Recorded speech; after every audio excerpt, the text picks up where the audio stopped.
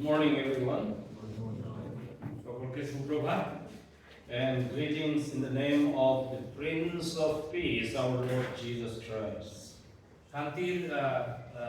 শান্তির সেই রাজকুমার প্রভু যীশু খ্রিস্টের নামে আমি আপনাদের সবাইকে মঙ্গল জানাই।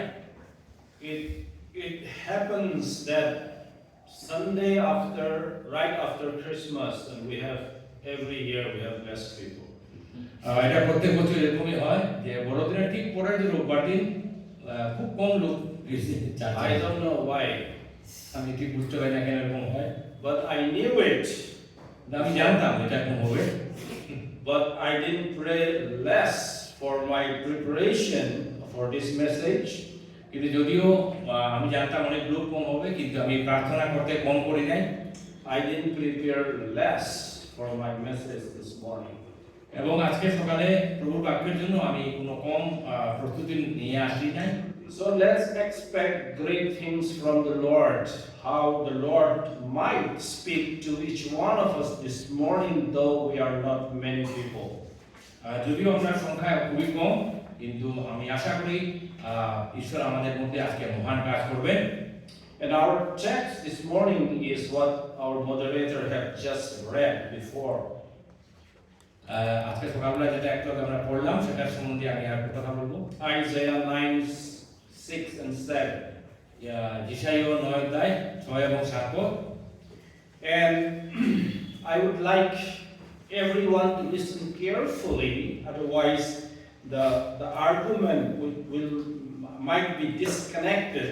You may not get the whole argument of the message this morning. আমি আপনাদের সবাইকে অনুরোধ করব আপনারা খুব মনোযোগ দিয়ে শুনবেন, তাহলে এটা যে আসল তত্ত্ব আমরা সবাই বুঝতে পারবো। Before we get into our message this morning, I would like to make a case for the fact that some of the prophecies in the Bible have double fulfillment. আমি এটা বিস্তৃত বিবেচনা আলোচনা করার আগে আমি বলতে চাইছি যে এই সমস্ত ব্যাপার নিয়ে অনেক ধরনের বিভিন্ন তত্ত্ব আছে। Not every prophecy, but some prophecies have what we call double fulfillment or multiple fulfillment. এমন অনেক ভবিষ্যৎবাণী আছে যেটা দ্বিগুণ বা তিন গুণ ভাবে এটা পরিপূর্ণ হয়েছে। That means that prophecy is already fulfilled in the history partially and will be fulfilled completely and ultimately in the last days. মনে রাখবেন ভবিষ্যৎবাণী কিছু অংশে এখন পর্যন্ত পূর্ণ হয়ে গেছে এবং বাকিটা হয়তো শেষের দিনে হবে। Let me give you two examples in the beginning. এটা ছোটখাটো আমি আপনাদের উদাহরণ দিতে চাই। We are not doing exposition for this, but let me just give some example from here. আমি খুব বড় সড়ো কোনো দৃষ্টান্ত দিতে চাই না, কিন্তু একটা উদাহরণ দিতে চাই। You know Daniel chapter 9 verse 27. Daniel 9:27 you will see what is called abomination of desolation. এখানে আপনি ধ্বংসের একটা ঘৃণার কাজ ধ্বংসের ঘৃণার কাজ দেখতে পাবেন। This is the title given to Antichrist. এটা এমন একটা উদাহরণ যেটা খ্রিস্টানের সম্বন্ধে দেওয়া আছে। And this prophecy of Daniel is partially fulfilled in 167 BC when Antiochus Epiphanes came to Jerusalem temple. এবং 167 খ্রিস্টাব্দে এটা অনেকটা পরিপূর্ণ হয়ে গেছে যখন অ্যান্টিওকাস এপিফেনাস তিনি জিহুদীদের মন্দিরে আসলেন। And he entered into the Holy of Holies of Jerusalem temple, and there he installed the image of a Greek god Zeus and sacrificed a pig in the altar. মনে রাখবেন তিনি সেই জিহুদীদের মন্দিরে প্রবেশ করলেন এবং গ্রিকের একটা মূর্তি সেখানে স্থাপন করলেন এবং একটা শূকর সেখানে তিনি বলিদান হিসেবে দিলেন। That was the defilement or what we call sacrilege of the holy temple of God. এবং এই কাজের মাধ্যমে তিনি সেই পবিত্র মন্দিরের পবিত্রতাকে নষ্ট করলেন। And again in chapter 24 of Matthew in verse 15 মথি লিখিত সুসমাচার 24 অধ্যায় 15 পদে আবার লেখা আছে Our Lord Jesus Christ, quoting the Daniel's prophecy, again said that, mentioned about the abomination of desolation. এবং আমরা দেখতে পাই যে 24 অধ্যায় 15 পদ আমাদের প্রভু যিশু তিনি দানিয়েলের সেই ভবিষ্যৎবাণীর সেই ভাববাদীর সেই কথা সেটা আবার তিনি উল্লেখ করেছেন। And Jesus' prophecy, quoting Daniel, is again partially fulfilled in AD 70 when the Romans came and destroyed the temple. এবং প্রভু যিশু যা বলেছেন সেটা খ্রিস্টাব্দ 70-এ আবার এটা অনেকটা পরিপূর্ণ হয়েছে যখন রোমীয় সাম্রাজ্যরা আবার সেই মন্দির আক্রমণ করলো। Yet Daniel's prophecy in 927 will be fulfilled only in the tribulation completely. এবং দানিয়েলের যে ভবিষ্যৎবাণীর শেষ অংশটুকু আবার সেই তাড়নার সময় সেটা পরিপূর্ণ হবে। Because Daniel mentioned in verse 27 there that in the middle of the week. কারণ দানিয়েল তিনি বলেছেন সপ্তাহের মধ্যে। That week is referring to nothing but the tribulation period, 7 years tribulation period. এবং 7 বছরের সেই যে শাস্তির সেই সময়ের কথা তিনি বলছেন। So Daniel's prophecy in 927 will be ultimately fulfilled in the tribulation period, but partially had already fulfilled in 167 BC, another one in 70 AD. মনে রাখবেন যে 166 এবং আরেকটা 70 সেই খ্রিস্টাব্দে সেটা অনেকটা পরিপূর্ণ হয়েছে। Again another example. আরেকটা উদাহরণ দিচ্ছি। Peter quoted from Joel chapter 2 when he spoke to the crowd on the day of Pentecost in Acts chapter 2. Joel বাপ্পাদের 2 অধ্যায়ে যাতে লেখা আছে সেটা আমরা দেখতে পাই যে পিতর তিনি সেই 50 সপ্তমের দিনে সেটা আবার তিনি উল্লেখ করেছিলেন। And he clearly mentioned that what was happening on the Pentecost, day of Pentecost, is the fulfillment of the prophecy of Joel chapter 2. এবং জোয়েল বাপ্পাদের 2 অধ্যায়ে যেটা ভবিষ্যৎবাণী আছে সেটাই তিনি কি হচ্ছিল সেটা পরিপূর্ণতা সেটা পিতর 50 সপ্তমের দিনে তিনি বুঝিয়ে বলছিলেন। We can't deny that because Peter, influenced by the Holy Spirit, he said that what happened on that day is the fulfillment of Joel chapter 2. মনে রাখবেন যে জোয়েল বাপ্পাদের লেখা পুস্তকের 2 অধ্যায়ে যা লেখা আছে সেটার কথাই পিতর তিনি পবিত্র আত্মার আবেশে বলছিলেন। But again, Joel chapter 2 will be completely fulfilled at the end of the tribulation period. মনে রাখবেন সেই শাস্তির সেই শেষের দিকে এটা পরিপূর্ণ হবে। Because what you read in the Joel chapter 2, after the prophecy of the outpouring of the Holy Spirit, he mentioned then again about natural catastrophe of the sun and the moon to be darkened. এবং তিনি সেখানে লিখেছিলেন যে কিভাবে প্রাকৃতিক দুর্যোগ হবে, সূর্য চন্দ্র সব খসে পড়বে সেটার কথা তিনি বলছিলেন। That was not fulfilled in Acts chapter 2 on the day of Pentecost. এবং 50 সপ্তমের দিনে প্রেরিতের 2 অধ্যায় সেটা পরিপূর্ণ হয়নি। But the outpouring of the Holy Spirit was fulfilled partially in Acts chapter 2. এবং প্রেরিত 2 অধ্যায় পবিত্র আত্মা যেভাবে মানুষের মধ্যে আসছিলেন সেটার কথা লেখা আছে, বলা হয়েছে। So I'm just making a simple, not really exposition, but just to make a point that there are some of the prophecies have double or multiple fulfillment. সেটা আমি বলতে চাইছি যে অনেক ভবিষ্যৎবাণী দ্বিগুণ বা তৃতীয় গুণ বা অনেকাংশে পরিপূর্ণ হয়েছে। And our text today, Isaiah 9, 6 and 7. আজকে আমাদের যে পদ ইসাইয়া 9 অধ্যায় 6 এবং 7 পদ। Because we are still in Christmas season, I chose this passage for this morning message. যেহেতু আমরা এখনো বড়দিনের সপ্তাহের মধ্যে আছি এজন্য আজকে আমি এই অংশ নিয়ে বলতে চাই। And as we study it, we understand that this very text that we just read, our this morning text, along with Isaiah chapter 7 verse 14. এবং ইসাইয়া 7 অধ্যায় 4 পদের সঙ্গেও এটা একসঙ্গে পড়া যায়। You know Isaiah 7:14, that the virgin shall conceive, and she will bear a son, and his name will be called Emmanuel. Isaiah 7:14. 7:14 পদে বলছে, দেখো এক কন্যা গর্ভবতী হইয়া পুত্র প্রসব করিবে এবং তাহার নাম ইম্মানুয়েল, আমাদের সহিত ঈশ্বর রাখিবে। Isaiah 9:6 is also talking about the birth of Jesus Christ, no doubt about it. এবং 9:6 পদেও প্রভু যিশুর জন্মের কথা লেখা আছে, সেটা কোনো সন্দেহ নেই। But again, listen to this carefully and remember this point that কিন্তু আমরা Isaiah 9:6, the child that is born, and Isaiah 7:14, that the child that is to be born from the virgin, also one of these texts has double fulfillment.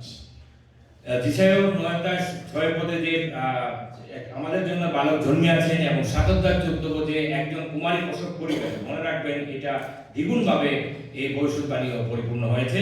Yes, this prophecy is already fulfilled in the birth of our Lord Jesus Christ. এবং প্রভু যিশুর জন্মের মাধ্যমে এই ভবিষ্যৎবাণী পরিপূর্ণ, সেটা আমরা সবাই জানি। But also it was partially fulfilled during Isaiah's own time.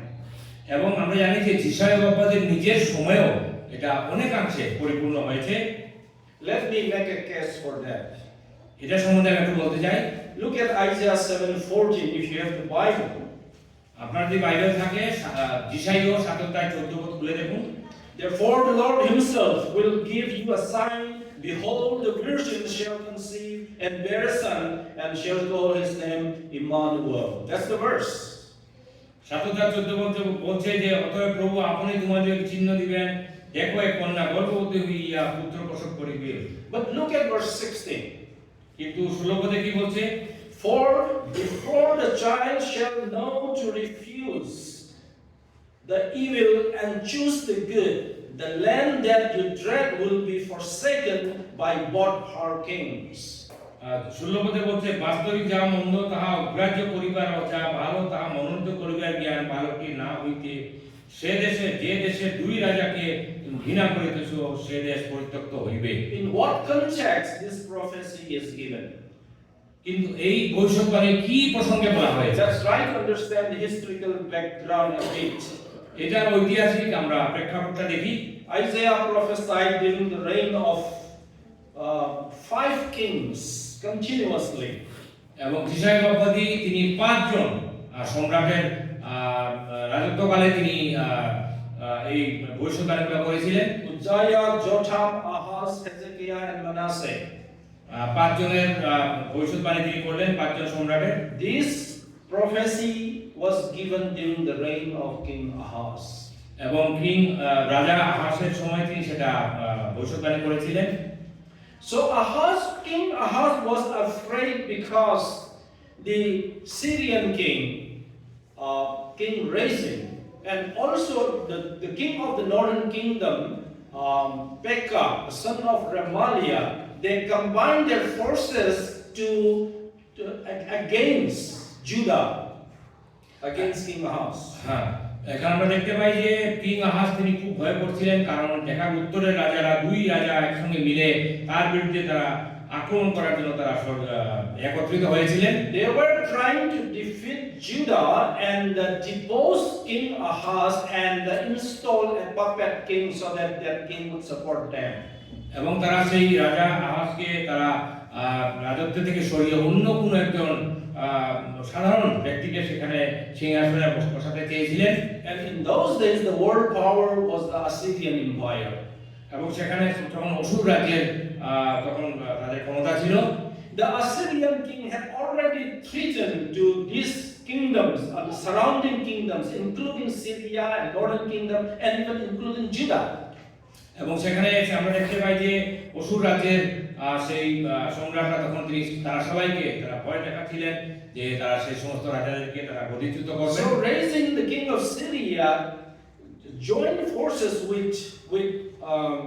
with the northern kingdom, and they wanted also Judah to join their forces against the force of the Assyrian Empire. এই জন্য আমরা দেখতে পাই যে সিরিয়ার রাজা এবং উত্তরের রাজা তারা একসঙ্গে মিলে অসুরের রাজার বিরুদ্ধে একত্রিত হওয়ার জন্য সেখানে প্রস্তাব ছিল।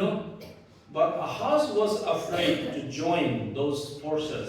কিন্তু আমরা দেখতে পাই যে আহাজ রাজা তিনি সেই জোটের মধ্যে তিনি একসঙ্গে যোগ দিতে ভয় পাচ্ছিলেন। Ahaz was afraid of the Assyrian king. কিন্তু আহাজ আমরা দেখতে পাই তিনি অসুর রাজার ভয় করতেন। Rather, he decided to join with the Assyrian king and give tribute to the Assyrian king. কিন্তু আমরা দেখতে পাই তিনি অসুর রাজার সঙ্গে মিলিত হয়ে তাকে তিনি কিছু দান দশমাংশ দিচ্ছিলেন। And he was rather asking for help to the Assyrian king to protect from these two forces from the north. এবং তিনি সেই অসুরের রাজাকে তিনি সাহায্য অনুরোধ করছিলেন যেন তাকে অন্য দুই রাজা থেকে তিনি রক্ষা করেন।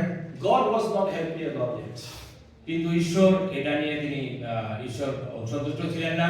What God wanted was to depend on him instead of depending on the Assyrian king. এবং ঈশ্বর চেয়েছিলেন যেন আহাজ রাজা তিনি যেন ঈশ্বরের উপর নির্ভর করেন, সেই অসুরের রাজার উপরে নয়। Isaiah tried to give assurance to King Ahaz that these two kings from the north, they cannot do anything. এবং আমরা দেখতে পাই যে যিশায়া প্রবাদীতে আহাজ রাজাকে তিনি সাহস দিচ্ছিলেন, বলছিলেন যে এই উত্তরের দুই রাজার উপর ভরসা করে লাভ হবে না। Even the Assyrian empire, this Assyrian power cannot do anything against you.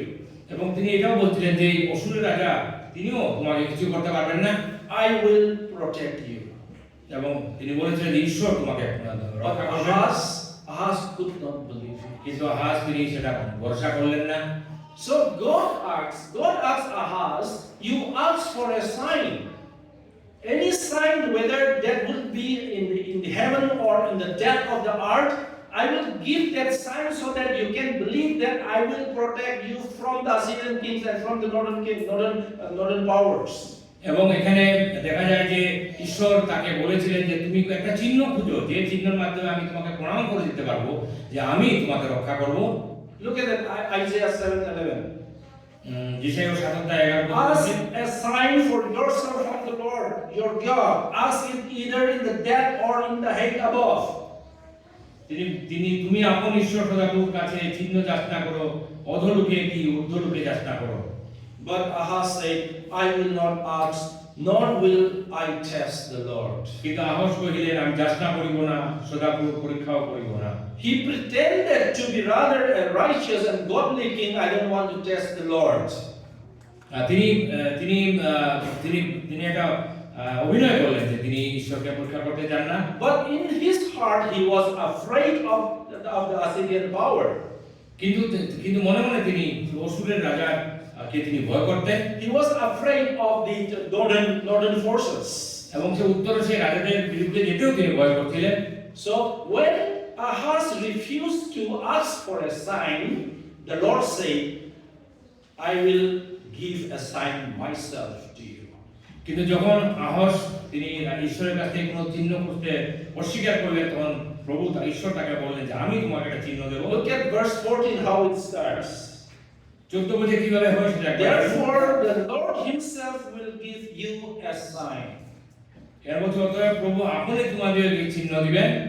Because you have refused to ask for a sign, কিন্তু যেহেতু তুমি কোনো চিহ্ন খুঁজোনি, the Lord himself will give you a sign.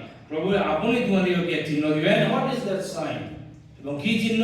Behold, the virgin shall conceive and bear a son and shall call his name Emmanuel. দেখো এক কন্যা গর্ভবতী হইয়া পুত্র প্রসব করিবে, তাহার নাম ইম্মানুয়েল রাখিবে।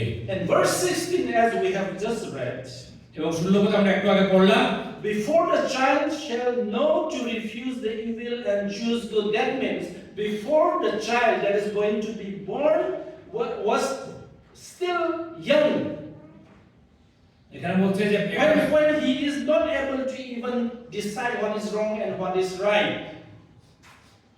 এখানে বলছে যে একটা ছোট ছেলে সে বড় হয়ে ভালো মন্দ বুঝার ক্ষমতা আসার আগেই The kings that you are afraid of, the two kings that you are afraid of, they will be forsaken. They will be destroyed. বলতে যে দুইজন রাজাকে তুমি ভয় করছো এরা ধ্বংস হয়ে যাবে। So what we are trying to say is Isaiah 7:14 definitely the ultimate fulfillment is in Jesus Christ because Matthew quoted clearly.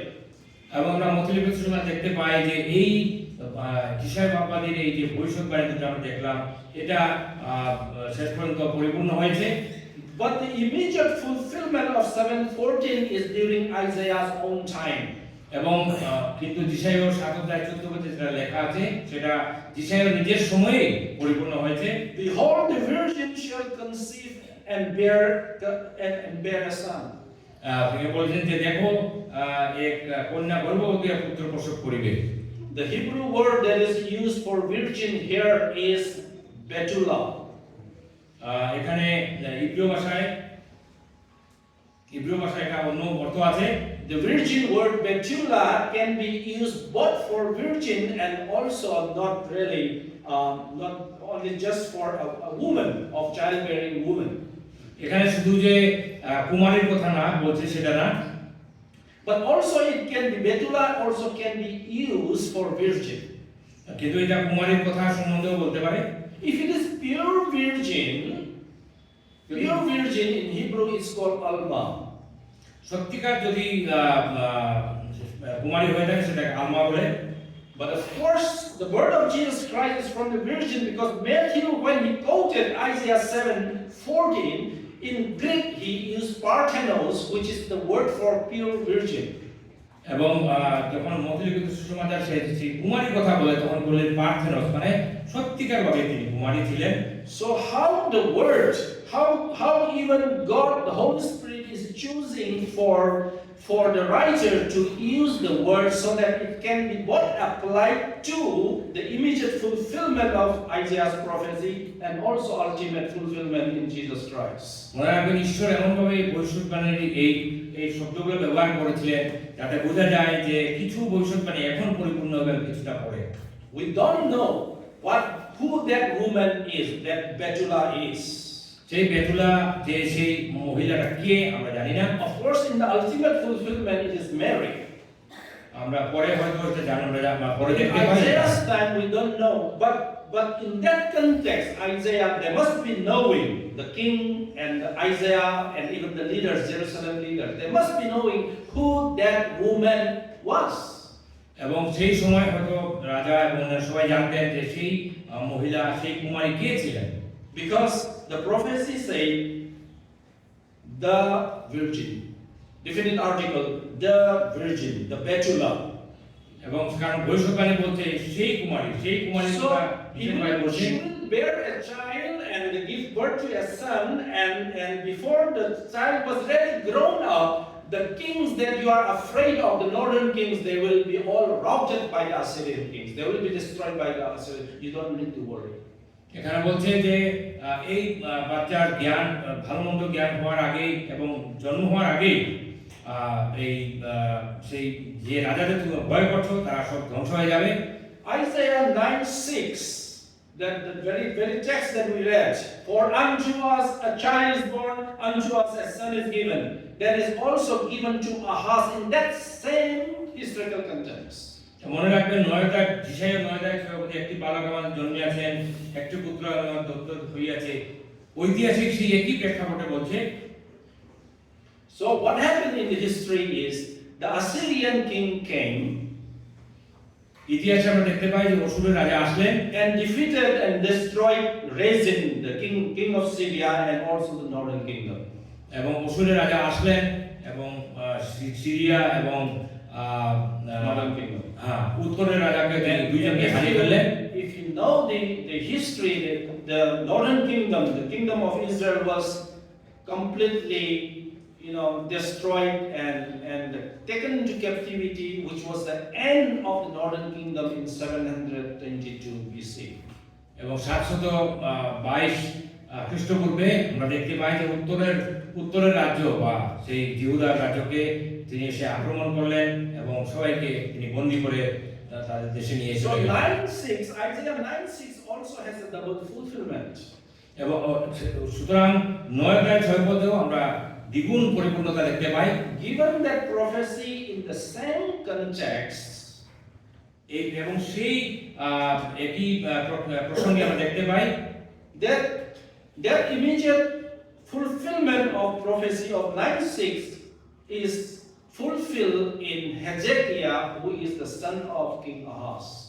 এবং আহাজের যে ছেলে হিজকিয় তার সময় আমরা 9:6 পরিপূর্ণতা দেখতে পাই। You know that if you read Isaiah chapter 36, 37, 38, the Assyrian king Sennacherib came and God destroyed them because Hezekiah, the godly king, fasted and prayed, and God answered his prayer. 37, 38 এবং 38 অধ্যায়ে আমরা দেখতে পাই যে সেই রাজা আসলেন, কিন্তু যদিও তিনি আসলেন তিনি কিছু করতে পারলেন না, কারণ হিজকিয় রাজা তিনি ঈশ্বরকে ভয় করতেন এবং ঈশ্বর তার শত্রুদেরকে দমন করলেন। So if you look at the beginning of chapter 9, 9 অধ্যায় যদি যিশায়া 9 অধ্যায় প্রথম থেকে যদি আপনি দেখেন, you will see the mentioning of Jebulun and Naphtali. The last part of chapter verse 1, the land of Jebulun and the land of Naphtali. এখানে বলছে যে 9 অধ্যায় শেষ পর্যন্ত সবুলুন এবং নফতালি দেশের কথা তিনি এখানে মেনশন করা আছে।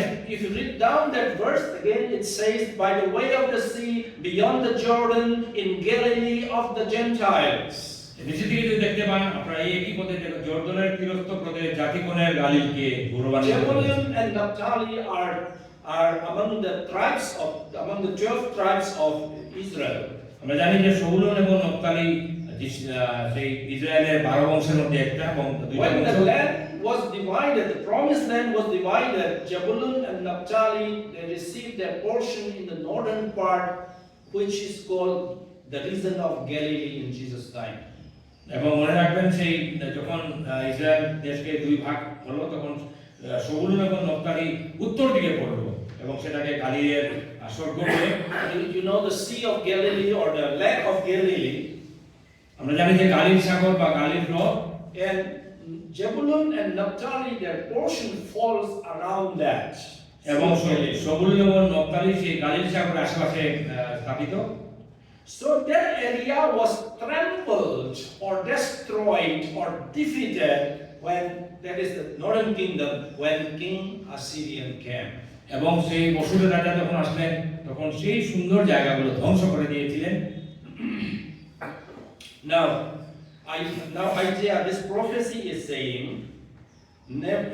in verse 1 of chapter 9, however, the gloom will not be upon her who is distressed. It is already trampled, it is already distressed, but you know, the light has come on that area, on that land. নয়টা শেষে বলছে কিন্তু উত্তরকালের সমুদ্রের তীরবর্তী সেই পথ গৌরবান্বিত করিয়াছে। Look at verse 2, 9:2. নয়টা 2 পদ দেখেন, The people who walk in darkness have seen a great light. যে জাতি অন্ধকারে ভ্রমণ করিত তারা Those who dwell in the land of the shadow of death, upon them a light has shined. যে জাতি অন্ধকার ভ্রমণ করিত তারা মহা আলোক দেখিতে পাইয়াছে। This darkness is referring to the destruction of the Assyrian power of the northern kingdom in the region of Galilee. এবং মনে রাখবেন এই যে সেই অসুর রাজার ক্ষমতাকে তিনি এসে যে উত্তরের রাজাকে ধ্বংস করলেন সেটার কথা বলছে। But with the birth of the child, which is ultimately, of course, Jesus Christ, কিন্তু সেটা মনে রাখবেন যে সেই প্রভু যিশুর জন্মের মাধ্যমে সেটা পরিপূর্ণ হয়েছে। this area has seen a great light in Jesus Christ. এবং প্রভু যিশুর জন্মের মাধ্যমে এই ধ্বংসপ্রাপ্ত জায়গা আবার নতুন করে আলোকিত হয়েছে। Because Jesus Christ lived there in the region of Galilee. কিন্তু আমরা জানি যে প্রভু যিশু সেই গালিলের এলাকাতে তিনি বাস করলেন। Joseph and Mary was from that region. এবং আমরা জানি যে জোসেফ এবং মরিয়ম তারা সেই গালিলের এলাকা থেকেই ছিলেন। But Jesus was born in Bethlehem in the process when they went down to Bethlehem to register their names. You know that. আমরা জানি যে প্রভু যিশু বেথলেহেম শহরে জন্মগ্রহণ করেছেন কারণ তার মা বাবা সেখানে নাম লেখাতে গিয়েছিলেন। When Herod tried to kill all the infants, Joseph and Mary took the child and went to Egypt. এবং যখন হেরোদ রাজা শিশুদেরকে হত্যা করতে চেয়েছিলেন প্রভু যিশুকে তখন তার মা বাবা তাকে নিয়ে মিশর দেশে চলে গেলেন। After Herod died, God told them, Joseph and Mary, to return with the child. এবং হেরোদের মৃত্যুর পরে ঈশ্বর জোসেফ এবং মরিয়মকে বললেন তারা যেন They আবার ফিরে returned আসে। from Egypt and they tried to settle in the southern kingdom. এবং তারা দক্ষিণের প্রদেশে তারা ইজিপ্ট থেকে মিশর থেকে ফিরে এসে তারা বাস করার চেষ্টা But করলেন। in those days, the southern kingdom was ruled by a dictator, Herod's son called Archelaus. এবং সেখানে আমরা দেখতে পাই যে দক্ষিণের তখন দিকে এসে হেরোদের রাজার অত্যাচারী রাজার ছেলে সেখানে রাজত্ব করত। So they decided not to settle in the southern kingdom, but they went to the region of Galilee. এই জন্য তারা সেখানে না করে তারা গালিলে চলে গেলেন। That was the very reason of Zebulun and Naphtali. এবং এই জন্যই মনে রাখবেন সেই গালিল এবং নফতালির সেই এলাকা সেটাই পড়ে। Though that place was trampled and destroyed and defeated and was going through darkness, but the light has come, the light has shined on in that darkness the Galilee of Gentiles because of Jesus Christ. মনে রাখবেন প্রভু যিশুর জন্মের মাধ্যমে যদিও সেই সবুল এবং Naftali ধ্বংস হয়ে গেছিল এবং তুচ্ছাস্পদ হয়ে গেছিল, কিন্তু সেখানে Jesus grew up there in the region of Galilee. এবং প্রভু যিশু সেইখানে সেই গালিলেই তিনি সেই বড় হলেন। That's why he is called Jesus of Nazareth. Nazareth is in the region of Galilee. এবং সেই জন্য তাকে নাসরতের যিশু বলা হয়, কারণ তিনি সেই নাসরত সেই গালিলের এলাকার মধ্যে পড়ে। And he did his public ministry for 3.5 years in staying in a small town called Capernaum. এবং কফরনাউম নামে একটা ছোট শহরের থেকেই তিনি তার সেবা কাজ করে গেছিলেন। That was the center of his ministry. এবং সেখানে থেকেই তিনি তার সেবা কাজ করে গেছিলেন। He went out from there and went many places, but he returned to Capernaum and stayed there. After some time, he will go out again and return to the same place. এবং এই কফরনাউম থেকে তিনি বারবার বাইরে যেতেন এবং আবার সেখানে সে ফিরে এসে তিনি That Capernaum is in that very region of Galilee. এবং মনে রাখবেন সেই গালিলের সেই এলাকার মধ্যে কফরনাউম স্থাপিত। This Galilee is called the Galilee of the Gentiles. এবং এই গালিলকে বলা হয় যে পরজাতীয়দের গালিল। This is the place that the Jews did not like. এবং এই গালিল জায়গাটাকে ইহুদিরা ভালোবাসতো না। They thought and they believed that the prophets will rise only from the south, only from Jerusalem. এবং তারা সবসময় ভাবতো যে একজন ভাববাদী জেরুসালেম থেকেই উৎপত্তি হবে। Even they used to, the Jewish people live also in Galilee, that's right. But many Gentiles also live there. এবং সেই মনে রাখবেন যে অনেক ইহুদিরাও গালিলে থাকতেন, কিন্তু বেশিরভাগ পরজাতীয়রা থাকতেন। The Jewish people who live in Gentile, they have a different accent in speaking Hebrew. এবং মনে রাখবেন যে এই সমস্ত ইহুদিরা গালিল শহরে থাকতো, তাদের অন্যরকম উচ্চারণ ছিল।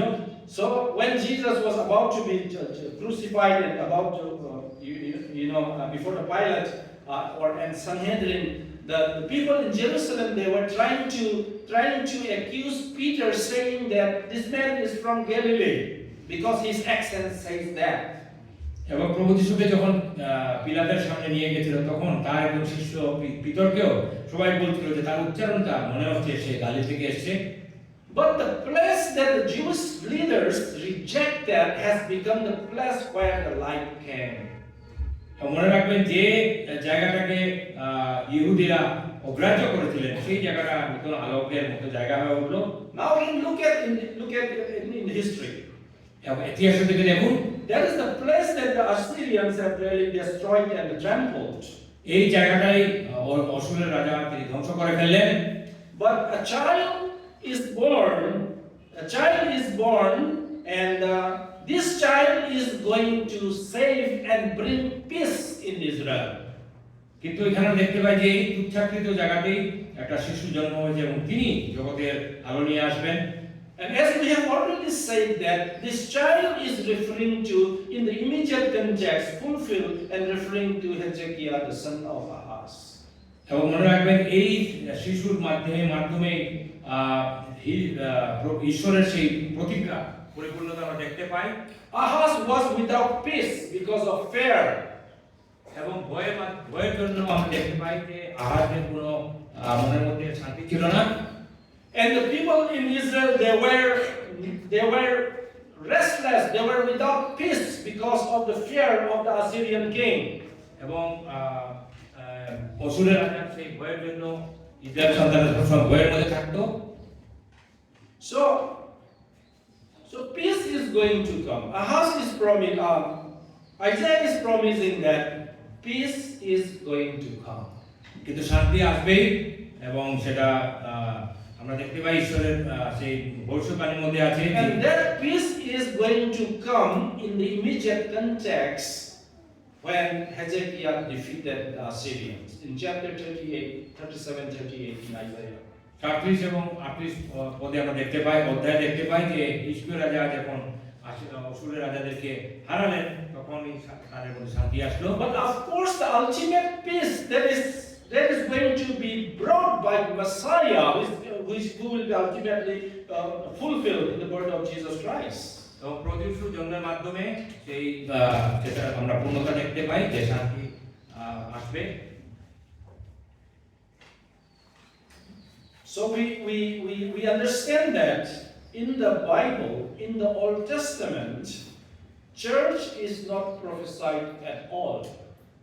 আমরা দেখতে পাই যে ঐতিহাসিক প্রেক্ষাপটে আমরা দেখতে পাই যে মণ্ডলীর কথা বাইবেলে কোথাও লেখা নেই। You will not find a single prophecy about church in the Old Testament. পুরাতন নিয়মে আপনি কোনো জায়গায় মণ্ডলীর কথা দেখতে পাবেন না। It is a mystery. এটা একটা রহস্য। So the people of Jews, the Jewish people in nation Israel, they were expecting the Messiah, and when he was born, immediately he will start the millennial kingdom. এবং ইহুদিরা অপেক্ষা করছিলেন যে একজন মসিহর জন্ম হবেন এবং তিনি সঙ্গে সঙ্গে তার রাজত্ব আরম্ভ করবেন, Because millennial kingdom is prophesied in the Old Testament. এবং হাজার বছরের সেই রাজত্বের কথা পুরাতন নিয়মে লেখা আছে। So the Jews were waiting that Messiah will be born as a king and live as a king and rule as a king immediately. এবং ইহুদিরা অপেক্ষা করছিলেন এক মসিহ, তিনি রাজার মতো জন্মগ্রহণ করবেন, রাজার মতো বাস করবেন এবং রাজার মতো সম্রাটের মতো তিনি রাজত্ব করে যাবেন। But when Messiah came, the Jewish people rejected. কিন্তু যখন সেই মসিহ আসলেন তখন ইহুদিরা তাকে অগ্রাহ্য করলেন। So God in his plan postponed the millennial kingdom and brought in the church dispensation, the church age. মনে রাখবেন তখন তাদের সেই ভাবের জন্য ঈশ্বর তিনি তার সেই সাম্রাজ্যকে বিস্তারে একটু দেরি করলেন এবং মণ্ডলীকে নিয়ে আসলেন। And that kingdom, the church kingdom, is given to the Gentiles.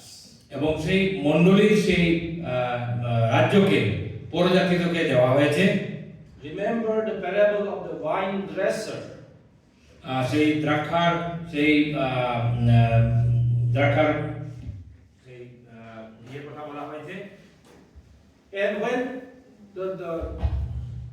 the owner of the vineyard sent his servants to collect the harvest. আমরা দেখি যে দ্রাক্ষার সেই মালিক তিনি তার ভৃত্যদেরকে পাঠালেন ফল কালেকশন নিয়ে আসার জন্য। But everyone the owner sent to them, they were beaten up by the people who were working in the vineyard. জমিদারের সেই লোকরা যাদেরকে পাঠানো হয়েছিল তাদেরকে মেরে এবং তাদেরকে আহত করে তাদেরকে পাঠিয়ে দিল। And finally the owner sent his own son. এবং পরে দেখা যায় যে শেষ পর্যন্ত মালিক তার নিজের ছেলেকে পাঠালেন, thinking that they will respect my son. এবং তিনি ভাবলেন হয়তো তারা তার ছেলেকে সম্মান করবে। But when the son came, the people there, come, this is the heir, let's kill him, and they kill him. কিন্তু সেই তার ছেলে যখন আসলো তখন তারা ভাবলো এটাই তো উত্তরাধিকার করবে, চলো আমরা সবাই মিলে একে মেরে ফেলে দিই। Talking about and referring to Jesus Christ. তখন প্রভু যিশুর কথা এখানে উল্লেখ করা হয়েছে। And Jesus in his parable says that therefore the kingdom will be taken out from you and given to someone who will bear more fruit than you. এই জন্য বললেন যে প্রভু যিশু বললেন যে এই জন্য রাজ্য তোমাদের কাছ থেকে নিয়ে অন্যকে দেওয়া হবে যারা অনেক বেশি ফলবন্ত হবে। Now look at this. The kingdom is the millennial kingdom. Definitely. হাজার বছরের রাজত্বের কথা বলা হয়েছে। And the Jewish people understood that clearly, that they are right in that. এবং ইহুদিরা সেটা খুব ভালো করে বুঝতো।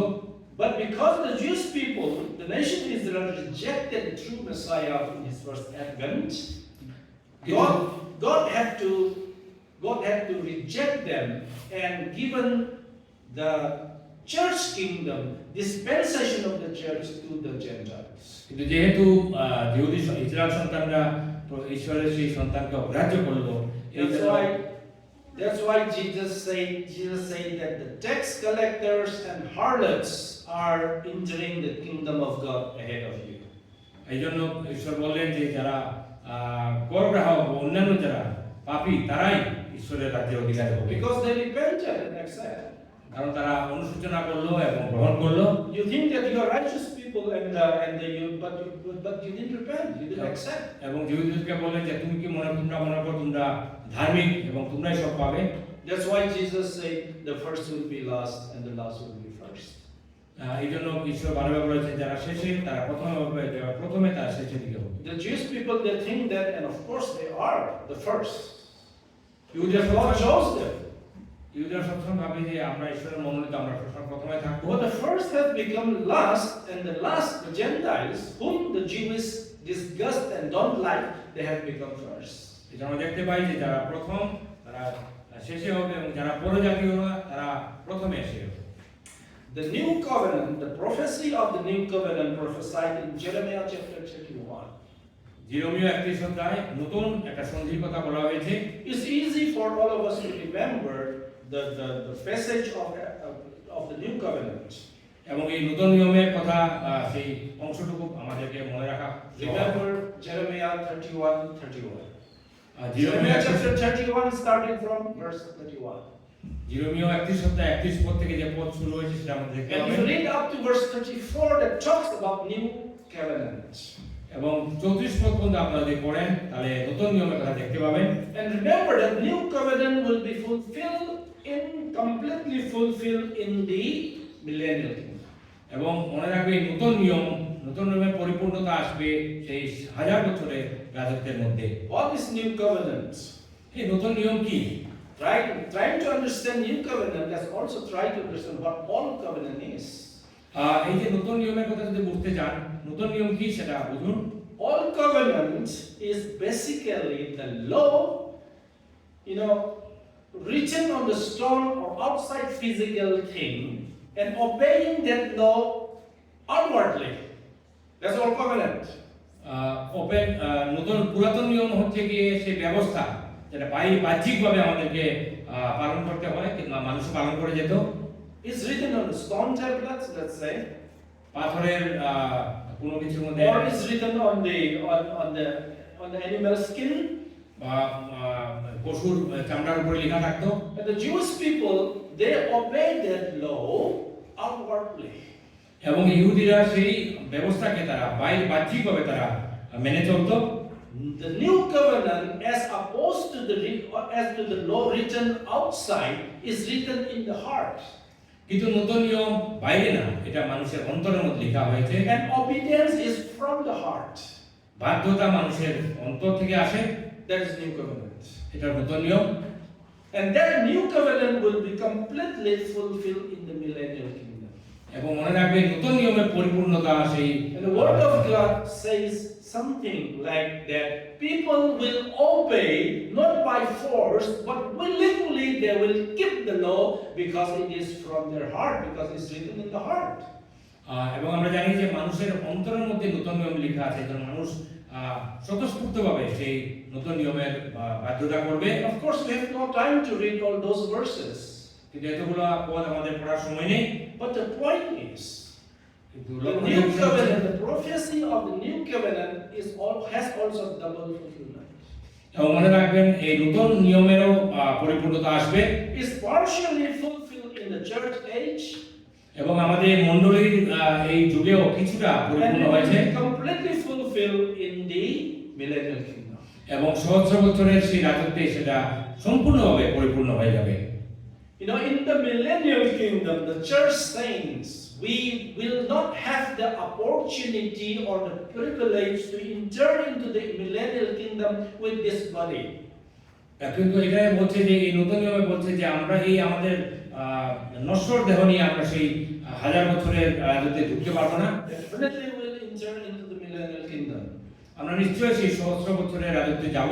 Because the church saints will be, at the time of rapture, they will be raptured. মনে রাখবেন And those who died, of course, they will also rise up and be raptured together. যারা যতদিনই প্রভুতে আছেন, যারা মৃত জীবিত সবাই উঠবেন। Those raptured saints of the church, they will return at the end of the tribulation period on earth with Jesus Christ to rule in the millennium, to enter into the millennial kingdom and rule there. মনে রাখবেন যারা যারা প্রভুতে আছেন বা নিদ্রাগত হচ্ছে তারা সবাই আবার ফিরে আসবেন, যেন সেই হাজার বছরের রাজত্বে ঈশ্বরের সঙ্গে তারা। Remember, millennial kingdom is not heaven. এবং সেই হাজার বছরের রাজত্ব কিন্তু স্বর্গে না, This will be on this earth. কিন্তু এটা পৃথিবীতে হবে। And Jerusalem will be the center and capital of millennial kingdom. এবং জেরুসালেম সেই শহর, সেটা হবে সেই পৃথিবীর কেন্দ্রস্থল। And also remember that everyone who is going to enter into heaven eternally will pass through millennial kingdom. এবং যতজনই অনন্তকালীনভাবে ঈশ্বরের সেই স্বর্গরাজ্যে যাবে, সেই সহস্র বছরের রাজত্বের মধ্য দিয়েই যেতে লাগবে। So church saints will enter there with a glorified body, not with this body. এবং মণ্ডলীর যারা যারা ধার্মিকরা তারা সবাই এই হাজার The বছর Old Testament saints, they will rise at the end of the tribulation and they will enter into millennial kingdom with a glorified body. এবং যারা পুরাতন নিয়মের যারা সাধুরা ধার্মিকরা আছেন তারাও সেই পরিবর্তিত দেহ নিয়ে সেই Many people will be saved during the tribulation period. এবং সেই কষ্টের বা সেটার মধ্যে অনেক লোক, Nation Israel will be saved during the tribulation period. এবং এই কষ্টের মধ্যেও আমরা দেখতে পাই যে শাস্তির সময়ের মধ্যেও ইসরায়েল জাতি তারা রক্ষা পাবে। Many Gentiles will be saved during the tribulation period. এবং এই অত্যাচারের মধ্যেও কষ্টের মধ্যেও শাস্তির সময়ের মধ্যে অনেক পরজাতীয়রা মুক্তি পাবেন। Among them, many will die during the tribulation period because of their faith. এবং এই কষ্টের মধ্যে অনেক মানুষ তারা অনেকে মারা যাবে। And they will rise at the end of the tribulation and enter into the millennial kingdom with the glorified body. এবং তারাও সবাই আবার নতুনভাবে অবিনশ্বর দেহ নিয়ে আবার উঠবে। So who are those in the millennial, who will be in the millennial kingdom with the glorified body? এবং যারা যারা এই সহস্রের ইয়েতে থাকবে, রাজত্বে থাকবে, তারা সবাই নতুন অবিনশ্বর দেহ নিয়ে থাকবে। The church saints, আচ্ছা, মণ্ডলীর যারা ধার্মিকগণ, Old Testament saints, পুরাতন নিয়মের যারা ধার্মিকগণ, tribulation saints. এবং সেই কষ্টের মধ্যে যারা যারা মুক্তি পাবে তারা। Those who are saved during the tribulation period but did not die at the end of the tribulation, যারা এই মহা কষ্টের মধ্যে থাকবে এবং যারা মারা যাবে না, they will enter into the millennial kingdom with this very body. তারা এই দেহ নিয়ে, মানুষের দেহ নিয়ে তারা এই সহস্র বছরের রাজত্বে ঢুকবে। So in the millennium there are two kinds of people with the glorified body, people with the unglorified body. এবং সহস্র বছরের রাজত্বে দুই রকম লোক থাকবে, যারা গৌরবান্বিত দেহ এবং যারা মানুষের দেহ নিয়ে। Those who have glorified body have the privilege and the status to rule over the people who are with the unglorified body. এবং যারা এই সমস্ত যারা অবিনশ্বর দেহ নিয়ে যাবে, গৌরবান্বিত, তারা যারা সাধারণ শরীর নিয়ে তাদের উপরে তারা রাজত্ব করবে। We have many things to talk about this, but the point for this message this morning is আমাদের অনেক কিছু বলার আছে, কিন্তু আজকে সকালে আমরা বিশেষভাবে বলতে চাই the church saints, we have the privilege to enter into the kingdom with the glorified body, but will not have an unglorified body there. মনে রাখবেন যে মণ্ডলীর যারা ঈশ্বরের লোক, যারা প্রভু সন্তান, তারা মনে রাখবেন যে তারা গৌরবান্বিত দেহ নিয়ে সেই। So the kind of life that the church saints are living here on this earth is the kind of millennium that the new covenant is partially fulfilled in the heart. এবং মনে রাখবেন নতুন নিয়মের যে আমরা যেটা দেখতে পাই, যে জীবন নিয়ে আমরা আছি, সেই জীবনই এটার একটা উদাহরণ। That's the point I want to make. সেই কথাই আমি আপনাদেরকে বলতে চাইছি। New covenant is partially fulfilled in the heart of the church saints to us. এবং নতুন নিয়মের অনেকগুলা ভবিষ্যৎবাণী আমাদের মধ্যেই পরিপূর্ণ হয়ে যাচ্ছে। Though new covenant will be totally, ultimately and completely fulfilled in the millennium. এবং এই নতুন নিয়মের কিছুটা এবং শেষ সম্পূর্ণতা সেই হাজার বছরের সাম্রাজ্যে আসবে। So the exhortation this morning is that the church saints, though we are still living with the unglorified body, we need to live with the new covenant, with the heart, with the law written in our heart. যদিও আমরা নশ্বর দেহ নিয়ে আছি, কিন্তু আমাদের ঈশ্বরের সেই নতুন গৌরবান্বিত সেই দেহ নিয়ে আমাদেরকে থাকতে হবে। And we receive that law in the heart with the coming of the Holy Spirit in us. এবং ঈশ্বরের সেই পরিত্রাণ এবং সেই সেটা আমাদের জীবনে নিয়ে আসতে হবে। Therefore, the teaching of Jesus Christ in the Sermon on the Mount, think about that. এবং প্রভু যিশু যে তিনি পর্বতের মধ্যে দাঁড়িয়ে তিনি যে প্রচার করছেন সেটার কথা মনে করি। And the basic and the bottom line teaching of the New Testament is about the heart. এবং মনের কথাই সেখানে, অন্তরের কথাই সেখানে বিশেষভাবে বলা হয়েছে। So some of the teachings that in the Sermon on the Mount, Jesus said that you have heard that do not murder. কিছু কিছু কথা প্রভু যিশু বলেছেন যে তোমরা শুনেছো যে নরহত্যা করিও না। When Jesus said, "But I tell you that if anyone is angry against his brother, he is committing that murder." কিন্তু প্রভু যিশু বললেন, আমি তোমাদেরকে বলছি, কেউ যদি তার নিজের ভাইয়ের প্রতি রেগে যায় সে তাকে হত্যা করে। It's not talking about the physical murdering, killing of someone. তিনি নিজের হাতে কাউকে খুন করার কথা সেখানে বলেননি। It's about the heart. অন্তরের কথা বলছিলেন।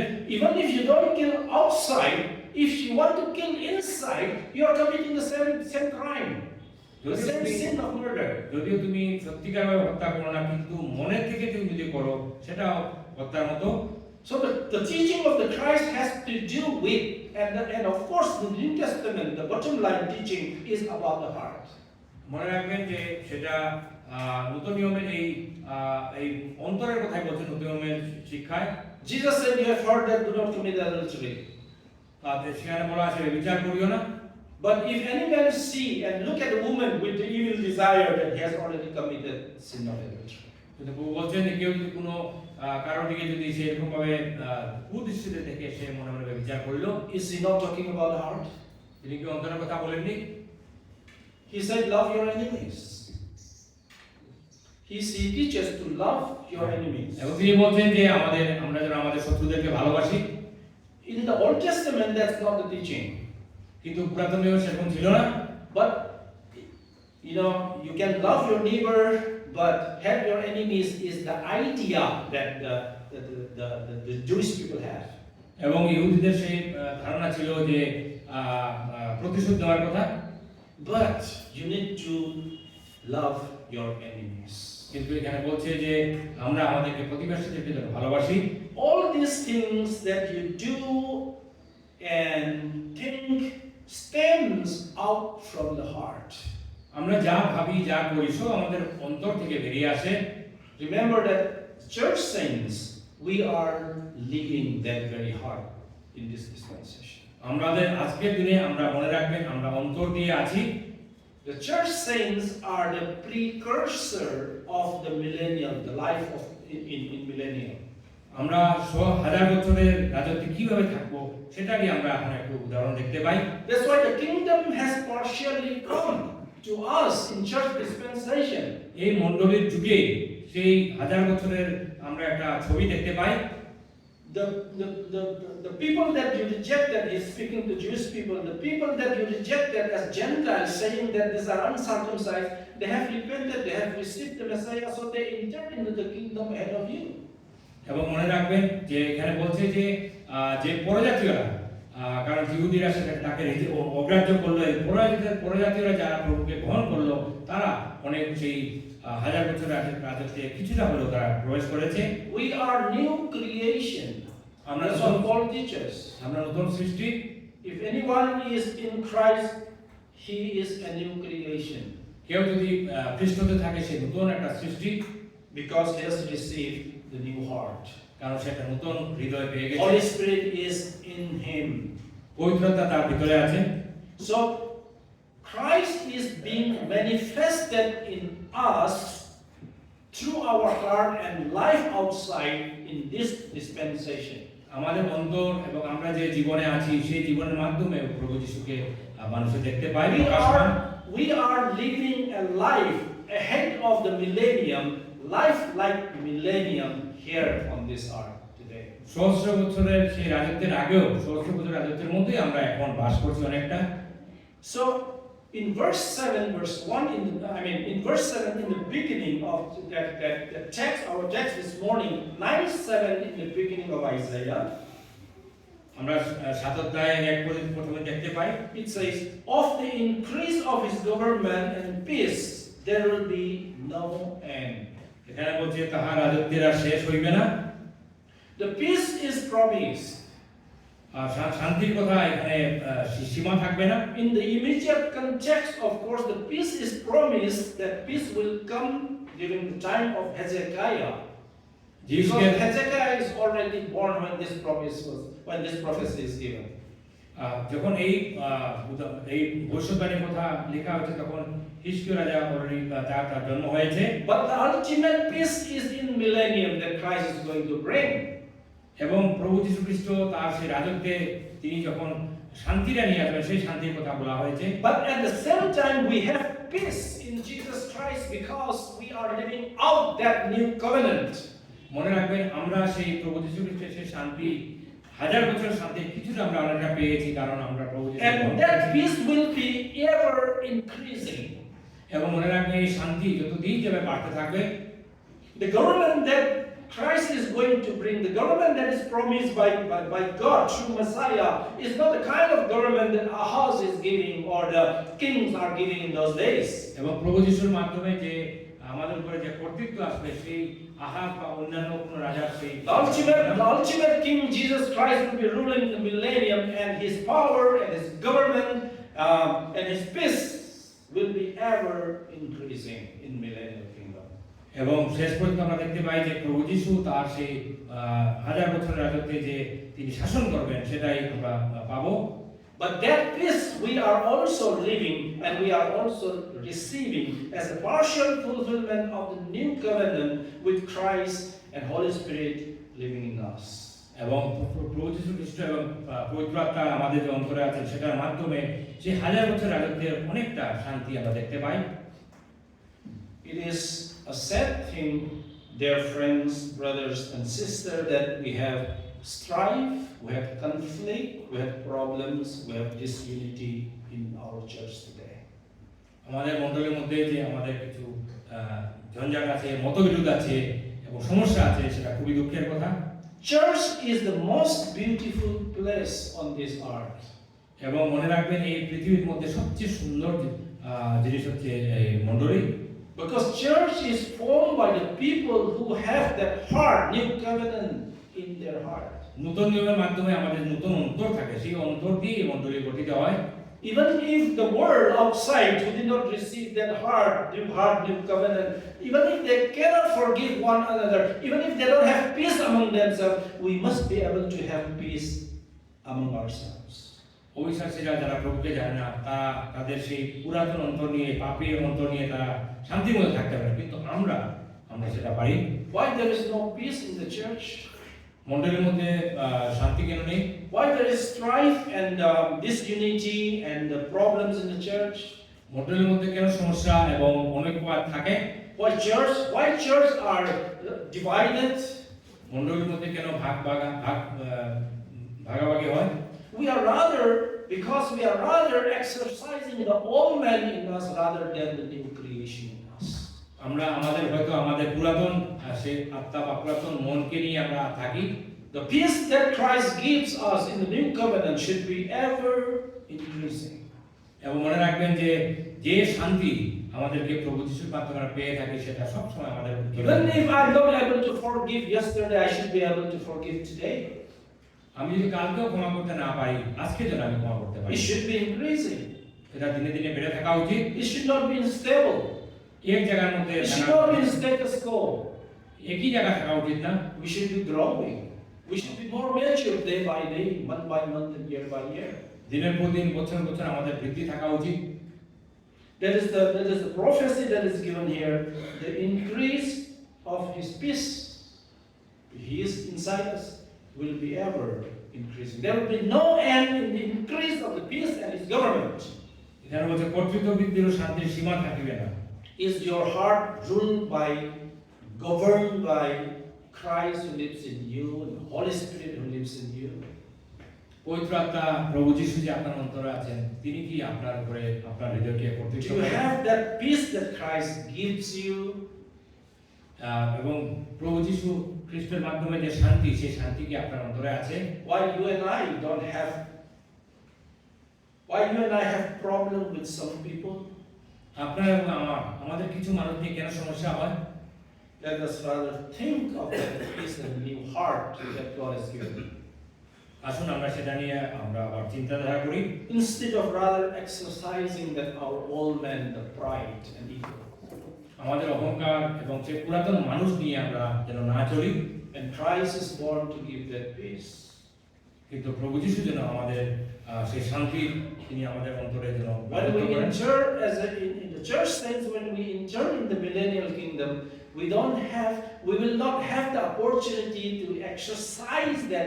We will be automatically, because we will have glorified body there in the millennium. এখন আমরা যা করতে পারছি সেই 1000 বছরের রাজত্বে আমরা সেটা করতে পারবো না, আমাদের তখন দেহ অন্যরকম হয়ে যাবে। This is the opportunity for us to exercise that. এবং সেই সমস্ত এখন সবকিছু করার যা ক্ষমতা আছে এখনই আমরা করতে পারবো। God bless you. ঈশ্বর আপনাদের সবাইকে আশীর্বাদ করুন। Thank you, Jesus. Thank you, Lord. Thank you for speaking to our hearts.